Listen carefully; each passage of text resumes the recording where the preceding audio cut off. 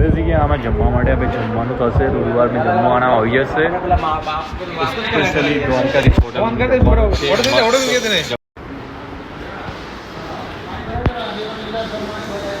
આવી ગયું છે અમે હોટલમાં જમવા માટે સ્પેશિયલી આપણે અમારા જમવાનું થશે કેમ કે અમે લોંગ ટૂર કરીને જમવા માટે આવ્યા છે તો જમવું કમ્પલસરી જમવું પડશે જમવા પછી આગળ વિચારવું પડશે કે ક્યાં જવાનું છે ચલો હવે જમી લઈશ થોડું હોટલ દ્વારકાધીશ મેનુની વાત ચાલે છે ભાઈબંધ મેનુની વાત કરે છે સ્પેશિયલી ચાલશે